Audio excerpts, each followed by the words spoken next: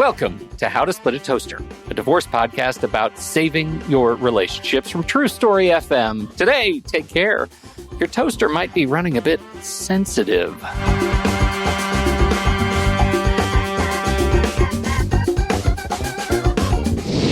Welcome to the show, everybody. I'm Seth Nelson. As always, I'm here with my good friend, Pete Wright.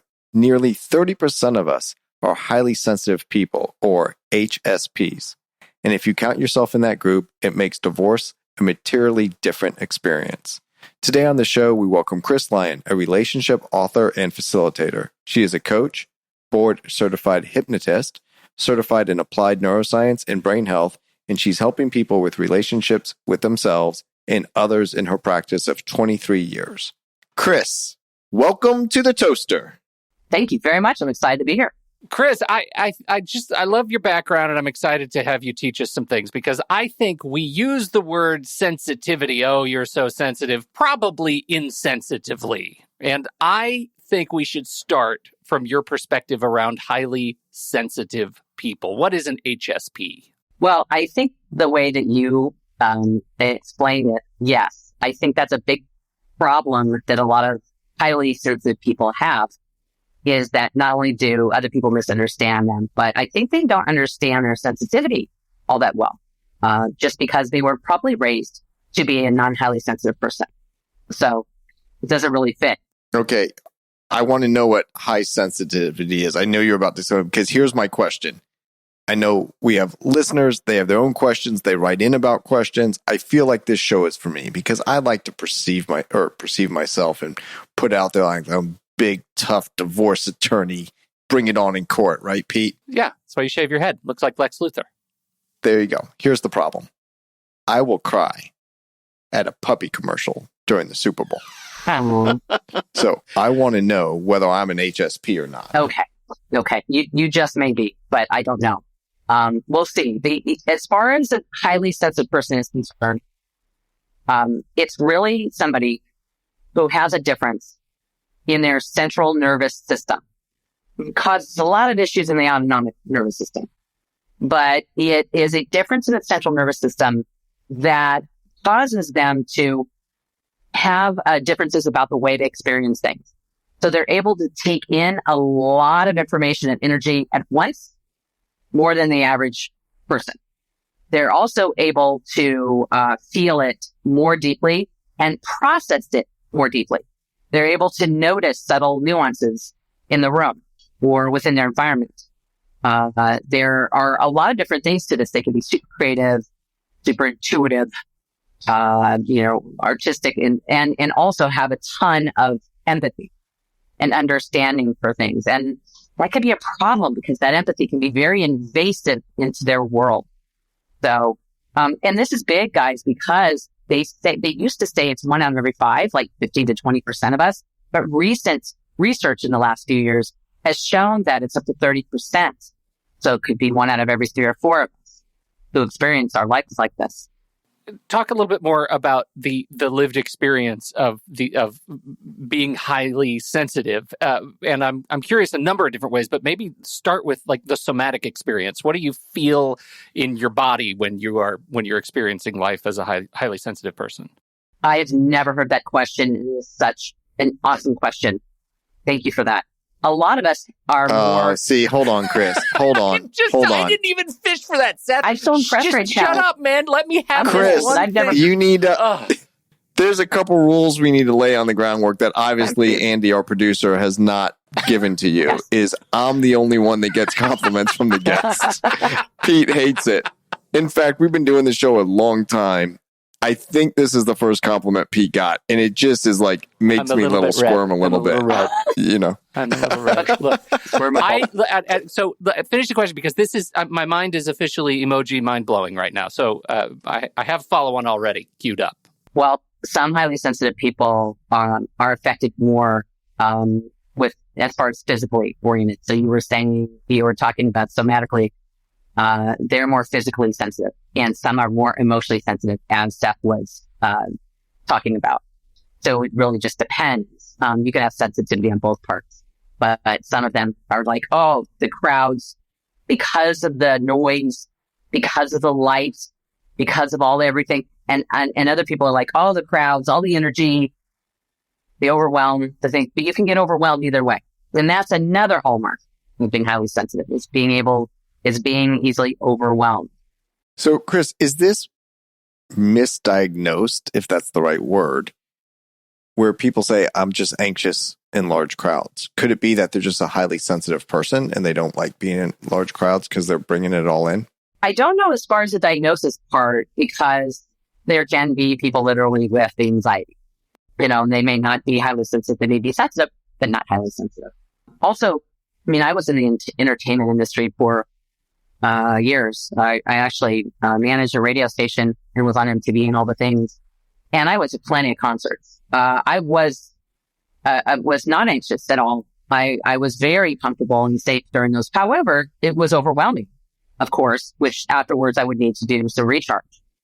So it's not, we're not all anxious with all the same things. It's interesting. It sort of feels like we use a lot of these terms interchangeably, and I think at a high level you hear a lot of people say, like, and for me, like, I spend all day on a microphone and yet call myself very deeply an introvert, right? And I think in some ways I'm a sensitive, and particularly this was the follow-on question, the relationship with RSD, rejection sensitive dysphoria. Are you familiar with the term? Is that a space that you kind of truck in?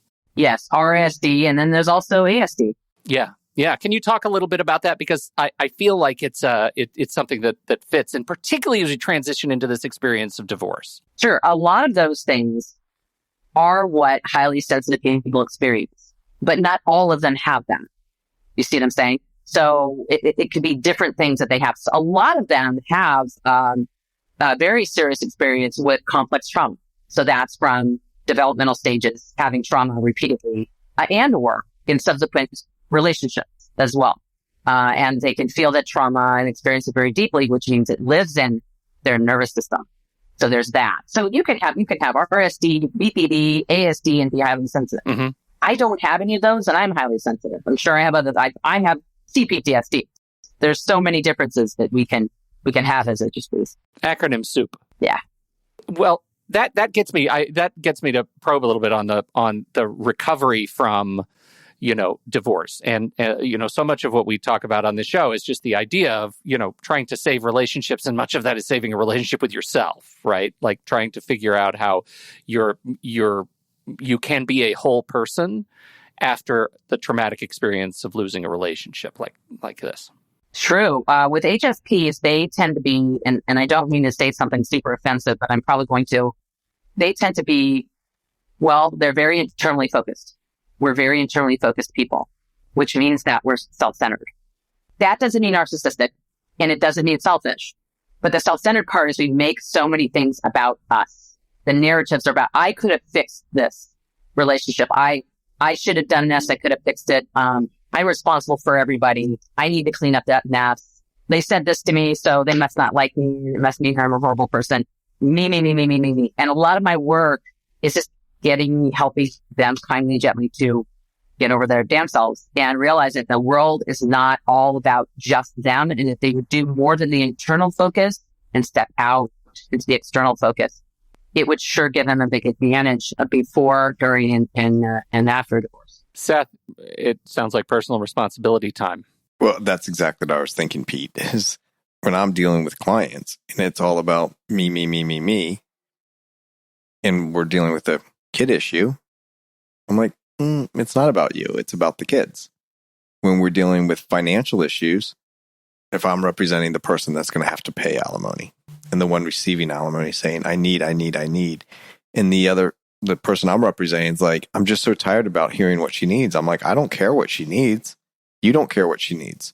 You only care how much you're going to pay and for how long. So I tried to just reframe it to get away from this interpersonal battle that they're in and just do some math. And when you use that math part of your brain, it eliminates the emotional part or limits it, and I can get stuff done. And I mean, Pete, we've talked about it. In a mediation, if my client's getting very riled up and very emotional, I'll stop and say, look, let's not talk about the kids right now. We still have to figure out some of these mathematical stuff. I know you hate doing math, but just do some basic math with me. Let's run some child support guidelines. All math. let's look at this Excel spreadsheet, which people hate to do, but do some numbers. And I will make them do math. They don't realize I'm making them. Math as a salve for complex emotions. Yes, exactly. It's good. It gets them out of their fear center in their brain too. Yeah, and it helps the cognitive function. I think that one thing, there's a number one thing I think that people need to keep their, actually what I've required, and this is tangential right now, but I've required this of clients who come to me to do facilitation when they're in a crisis. And I have helped save relationships of 20, 30, 40 years doing this. There's one thing I need. Trust is great. Communication is great. All that's great and lovely. But there's one thing I need, and I need empathy. I need them to understand where the other person's coming from, or at least be willing to do so. If they can do that, there's a breakdown. There's really not much chance. If they can, great. But empathy is also the advantage. And that takes it out of crisis immediately. That there's a moment you see between the two of them where they know that they understand the other person. But is it the act of calling it out like that? Is the act of saying, I need you to turn on your empathetic vibe? Like, are people capable of doing that? They usually don't hear that.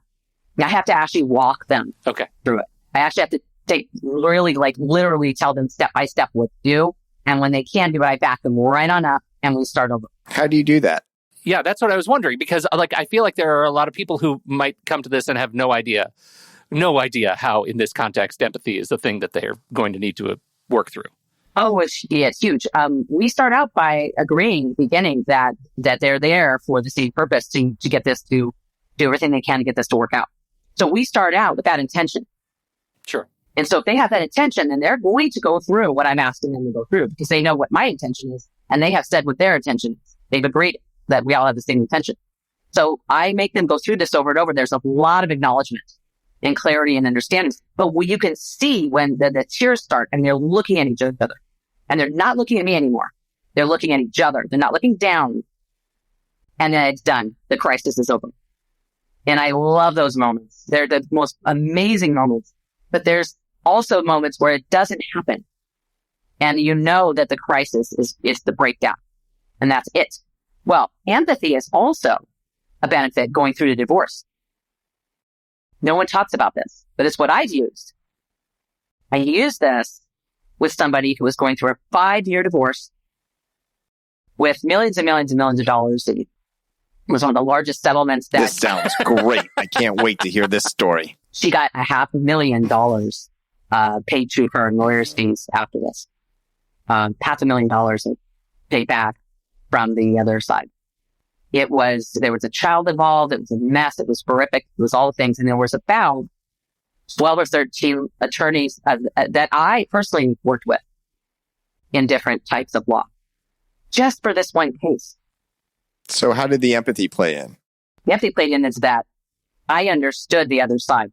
I understood what they wanted. And I understood what they would do to get it.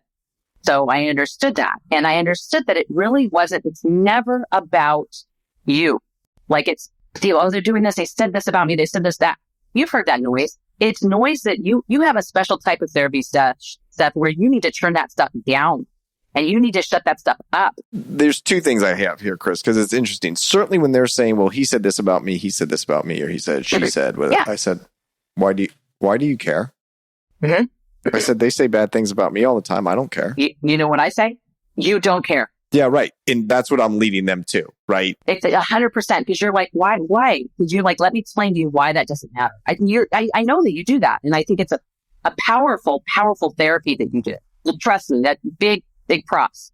But the other thing, and I'm going to push back on you a little bit because I want to make sure our listeners understand this and tell you how I practice when I do. When almost everybody, when they come talk to me at an initial consultation, and even throughout the process, they will spend an enormous amount of time talking to me about their spouse. And I say, I don't care about your spouse. I represent you. I care about you and what your goals are and to figure out whether I can achieve those goals through the legal process.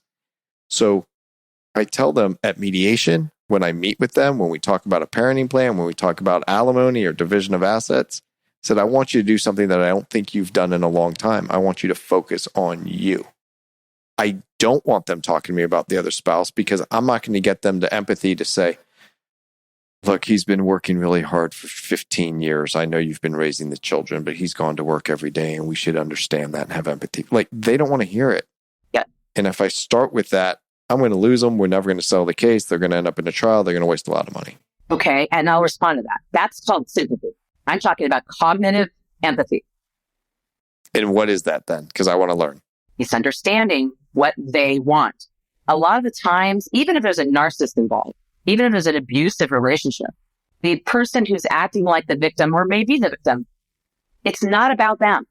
The reason this person's doing these things to them or taking these, it's not about them. It's because somebody wants to move on with someone else. It's because somebody wants to get away from them and get all the things and act like they won. It's about what their objective is. It's not about the person. It's not about your client. Whatever the other side is doing is for them and for something to get something that they want or need to make their life better, to make them feel better about themselves, to get them away and have a whole fresh new start, to, look good or any of that, have all the toys, any of that. It's never about the other person.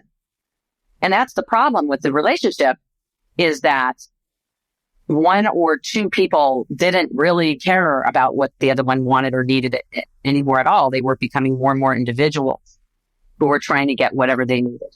So this person is saying they're doing this to me and they're doing that. I heard somebody say to me today, "Oh, I took the word pictures and they told them they were horrible." And I'm thinking, you guys have been broken up now for years. Like, what is it really? And I tell them, you are instead of, I used to start with, why do you want to know? And why do you want to know? Why do you care? I don't ask that anymore. You know what I tell them? You are being defensive, and that's the weakest position. That's what I tell them. You need to stop being defensive. And they hear when I say that. And then when I start telling them things that I know just intuitively about the other side based on what they've told me, they're like, you're right. That happened. They did that. That's a thing. They're trying to do that. I'm like, yeah. But it's not about you. And so that helps them get on the offense. Oh, Chris, I'm with you on that. I had a client, and I hear this stuff all the time, really, not just one client, about how awful their spouse is being to them during the divorce. And I said, how many times has your spouse been divorced? They'll say 2 times. I'm their 3rd spouse. I said, did he tell you all the bad things the other spouses did? He's like, yeah, after we were married, he would say it, not before. I'm like, okay. Because it was still showroom time. Right. It's not about you. It's about whoever he happened to be married to at the time. Like, it's not like he's saying anything specific to you. He said the same thing about the other 2 people he got divorced from. That cannot just be about you. You guys don't all have the same traits, right? It's not. And that's what I tell them. Do you want the biggest advantage? Do you want to have the best advantage in this situation to get what you need? And then they'll listen to me. And I'll just tell them, don't be in defensive mode. Don't be protecting. Oh, I'm a victim and look what they're doing to me. And they're trying to take me. Even the case I told you about, seriously, this person had fed off of the other person for many, many years, trying to make look like the better person, look really good, didn't care about what happened to children, all that kind of stuff. Because some people don't, because what's going on with their ego. Even if there's a narcissist involved, I will understand if somebody's being narcissistic, which I don't even like to say narcissist, because they're not diagnosed. Even if they're being narcissistic, they stop being able to feed on this person and look and have them make them look good and all the things. They just are trying to move on with more power or try to have some control over the things in their life. It's not about the other person. It just isn't. So once people have empathy, before the divorce would be great. They can have empathy for where the other one's coming from. But really, during the divorce, it's your biggest advantage. Having empathy to understand where the other side's coming from, because it makes it less personal, right? And then it helps you decide how to get what you need if you can help them get what they're needing to get. If you have a good understanding what they really want. Even if what they're needing to get is, I need to go have this relationship with this other person and take the dog. Yeah. Stop obsessing on them with this other person. Like, you're going to continue to lose. Like, just know they're trying to get away from you. Unfortunately, some of them try to get away with a kid. Well, and that's what I was getting at with talking about rejection sensitivity, because I know, and I happen to be a part of a significant community of people who live with RSD, and I know that the experience of living with a higher than average response to rejection can throw you into a whole sea of anger and fear and anxiety and grief that many people who are not on the spectrum of higher sensitivity don't have to deal with. And it's easier for them to distance themselves from the other person's actions and respond instead, as you say, with empathy to the other person's objectives, right? And that feels like a way to kind of reframe actions versus objectives. Let's not focus on the other person that the other person is with, but let's focus instead on just, empathizing with the desire to separate. Yes. But once you are in a space of rejection yourself, it's really hard to shake the specifics that are constantly needling at you, right? And I'm curious how you walk through that in the context of divorce. I'd love to address that because the rejection it really keeps you from seeing things clearly. You're right, Pete. It really kind of distorts your view. And people do make everything about them. They make, they did this to me, and when they wouldn't do this with me, but they'll do this with someone else. And you start to obsess on that. So what I do is I say, okay, when did the rejection sensitivity, when did this start? Like, where did it come from? And we'll go right to where it came from. Like the very first time. It's usually a main caregiver. And then I will make that caregiver human again. Their hides, right? We look at I don't know if you've looked at the ACE quiz, and first childhood experiences, right? And the higher those scores are, the more you have a chance of having horrible mental illness, physical disease, awful things like from 1 out of 10, from 4 up, even like hundreds of times more chance of being suicidal, et cetera, right? All the things. I'm a 9 out of 10. So I get it. I had to go back and I had to humanize my parents in order to not only recover, but to keep sane. I had to humanize them and see what they went through and what happened to them. And I realized that the way they treated me or how they were with me was not about me. They sometimes they've never grown up. Sometimes they couldn't. Sometimes they needed things. They weren't getting them. They were hurting horribly. They had horrible childhoods, whatever. There's a lot of generational trauma. And I don't even like to use that word, but it's true for all of us. So once you see that it's not about you, it's empowering, then you realize, well, fine, okay. And then what have I done after that? I've attracted the same type of situations, the same type of people, because it was familiar to me and I would make it better. And I got rejected by them too. So the answer is that what I've learned as a board certified hypnotist over 23 years is the mind loves the familiar. Okay, what do you do with that? Because it's going to grab onto the familiar. You're creating the familiar. And this is what you mean. You're sort of recreating that original experience of a caregiver that traumatized you in order to face it, combat it. You take all that old conditioning that you were so good to condition yourself with all that emotion and all those beliefs and everything, you take all that and you recondition it based on your truth now, based on you being your caregiver now. I see so many people that are the same shitty caregiver as their original caregivers were. Well, those are the models that you've learned. Those are the role models that we grew up with. Right. Not as adults, though. Yeah, that's exactly right. And that's what I'm going to talk about is, as I'm hearing you say all this, I'm like, how do I present this in court? Right. And in court, I'm not looking to blame anybody. This is the hard work you have to do for yourself outside of court, outside of talking to your lawyer. Now, it can help you to understand these things as you're going through the divorce process to get to a resolution and a settlement. These are not conversations we have when we're prepping for trial.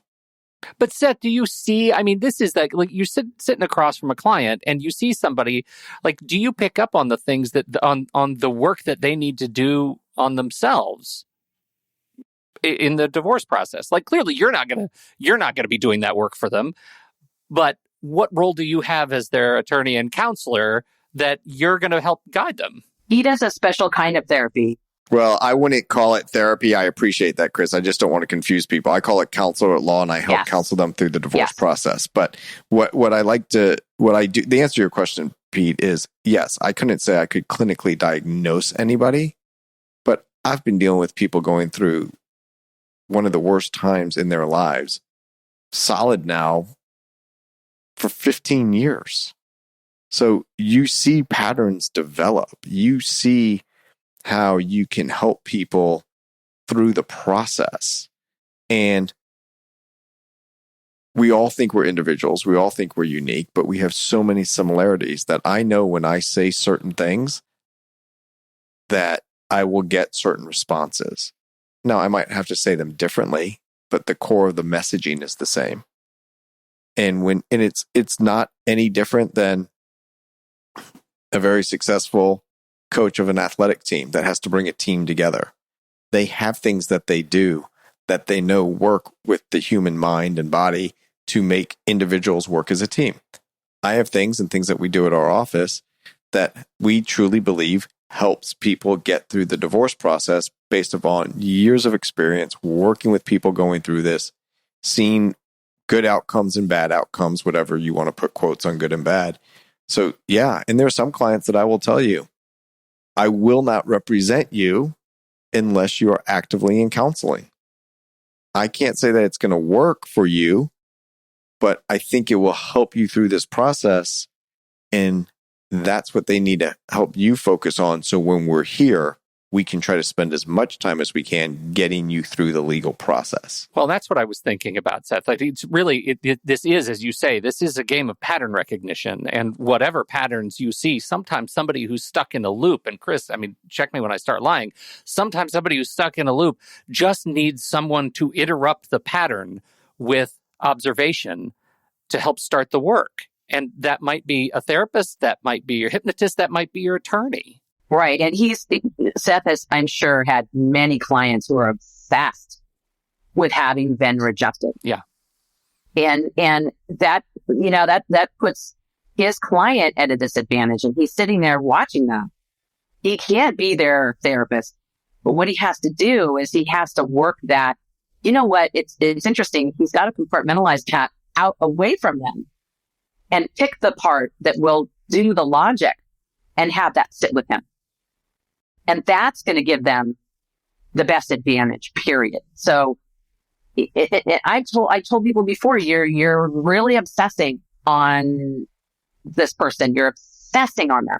And that's all you see, and that's all you're going to know. You've got to see it another way. And I try all kinds of ways to help them see it differently.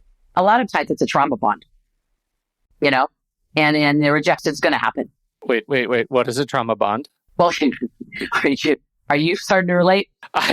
Well, no, it's just like that's a term. And if I don't understand it intuitively, then I wonder if others listening might not understand it intuitively as well.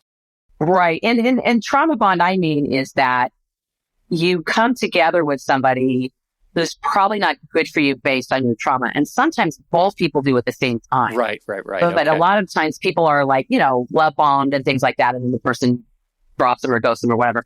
So sometimes it could be a trauma bond, but some people think, oh, they're my everything. They're my twin flame or whatever, that kind of, sometimes it was just a trauma bond, and that's rough.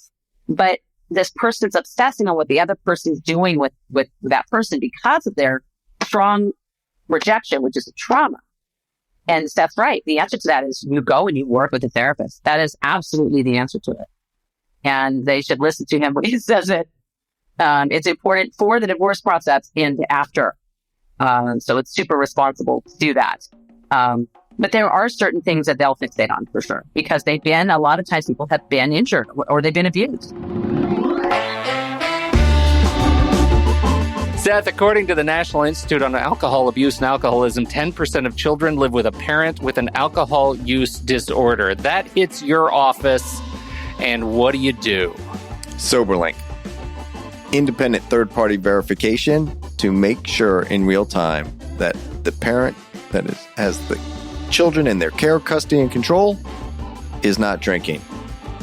That's how I deal with it. Here's why. It's a little device You blow into it, it has facial recognition. The picture that it takes of you can only be used for court purposes. You want to put that in your agreements, check with your local jurisdiction and your lawyers. And it will give real-time emails, graphs, check marks, green little round things saying, yes, I am sober and I have not been drinking, and therefore I should be spending quality time with my kids.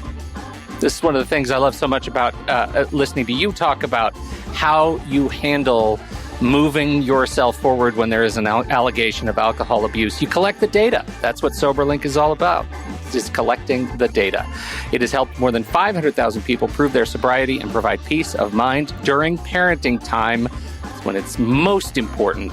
When you have the kids, are you safe? You can sign up and get $50 off when you get started. Just visit Soberlink.com/toaster. That's Soberlink.com/toaster. Thank you to Soberlink for sponsoring this show. Chris, if you're an HSP, highly sensitive people or person, is there like a little checklist that you could say, look out for this, be aware of that? Or is it very specific where if you give a checklist, everyone could think, well, it's so broad, I'm going to fall into that?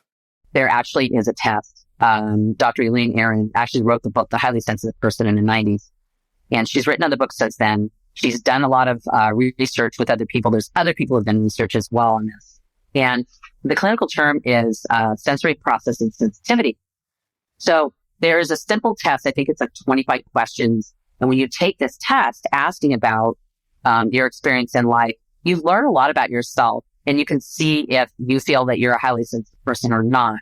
But it really is if you get really easily overwhelmed in situations or with people, and you get really overwhelmed, even emotionally, physically, any of that, you're quite often, you're probably highly sensitive. If you're having a bunch of people over at your house for a few days, like your family, and you enjoy it and it's great when they leave, you're cool, you're not a highly sensitive person, most likely.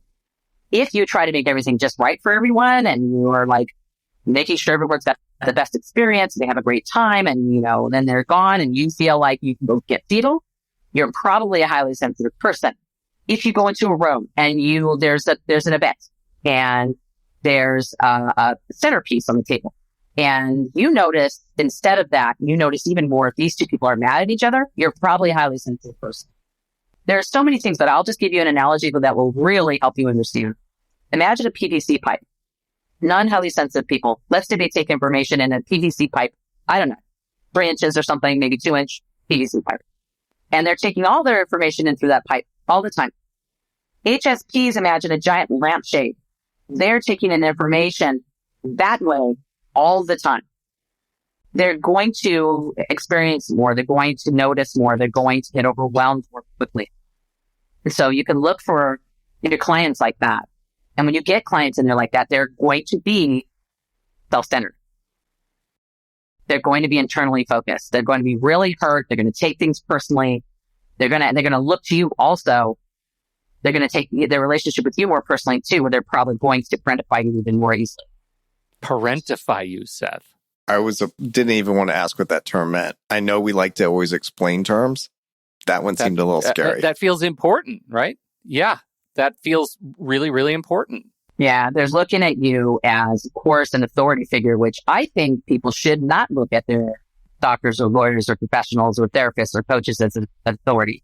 I had somebody tell me, hey, I'm really sorry that I didn't talk with you very much in our session. I'm really weird with authority figures. I'm like, I'm not your authority. I'm not an authority figure, right? Yeah, right. 100%.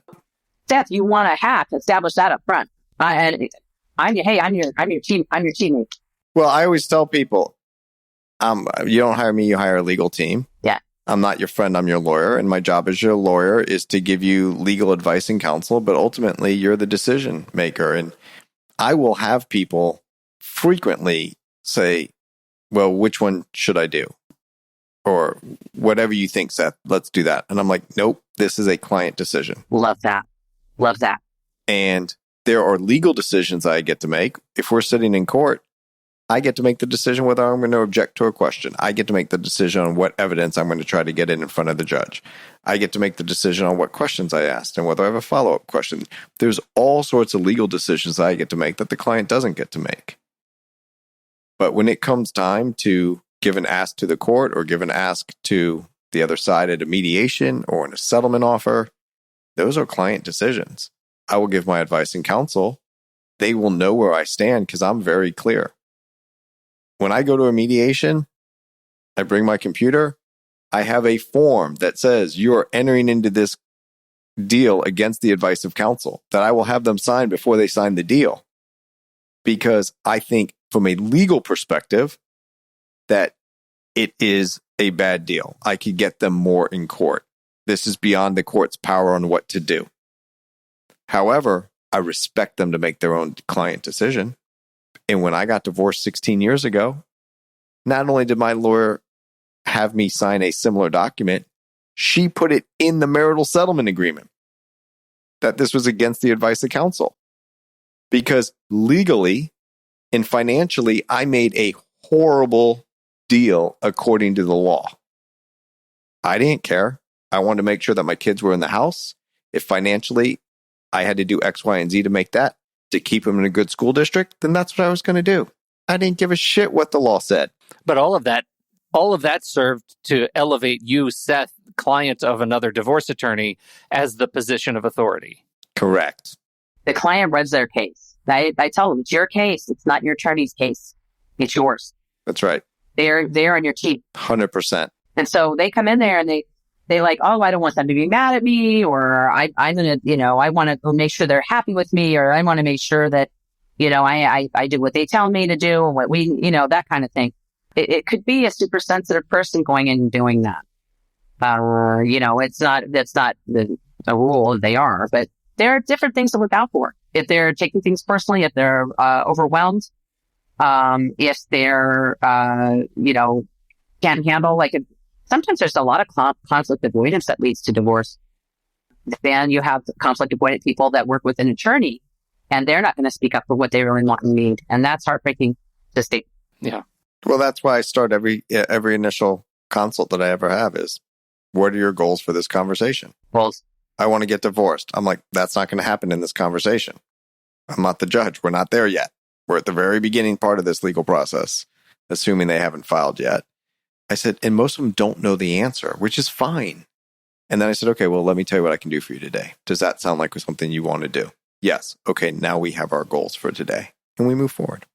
Chris, this is really helpful. And we're talking about a population, I think, that we might not have been talking about perhaps as sensitively as we should have. Let's take it as written that there are people listening to this show who fit in this category of HSP, and they want to learn more. Where would you send them to learn more about themselves? Well, either people are an HSP or they love someone who is. It's important. So there is the book that I recommend, The Highly Sensitive Person. I also recommend the HSP test that's in that book. I also have it on my website as well. Believe it's on my homepage at coachlyon.com, Lyon. I say take the test, read the book and get someone to help you work on two things. Number one, managing your life, not as a non-highly sensitive person, how you were taught to do, and then you weren't able to do it and it didn't feel right. You compared yourself to everyone else. All that early stuff. Manage your life as a highly sensitive person. Learn how to do that because it's a different type of life management. And then the other thing is to get into complex trauma recovery as soon as you can, because you probably have experienced trauma at very, very deep, intense levels, and you're probably still carrying it around in your nervous system. And thus impacting your current and future relationships. 100%. Like it's affecting your emotions in those relationships. It's affecting your decisions. It's affecting how you attract later, all the things. It affects your relationship with you and others big time. Okay, well, I look forward to the next Super Bowl commercial with puppies. Yes, you should. And thank you so much, Chris. We'll put all the links in the show notes, CoachLyon.com, if you want to jump there right now. Otherwise, just swipe up on your podcast player and look at the notes. There's lots of stuff in there for you to go check out. Chris, we sure appreciate your wisdom and your insights today. Thank you so much. Thank you, guys. Had a great time. And thank you, everybody, for downloading and listening to the show. Don't forget, if you have a question, just visit howtosplitatoaster.com and hit the submit a question button, and we'll get it to Seth, and he'll answer it. And it can be about the law, and all of your check your local jurisdiction questions apply. On behalf of Chris Lyon and Seth Nelson, America's favorite divorce attorney, I'm Pete Wright. And we'll catch you next week right here on How to Split a Toaster, a divorce podcast about saving your relationships. Seth Nelson is an attorney with NLG Divorce and Family Law with offices in Tampa, Florida. While we may be discussing family law topics, How to Split a Toaster is not intended to, nor is it providing legal advice. Every situation is different. If you have specific questions regarding your situation, please seek your own legal counsel with an attorney licensed to practice law in your jurisdiction. Pete Wright is not an attorney or employee of NLG Divorce and Family Law. Seth Nelson is licensed to practice law in Florida.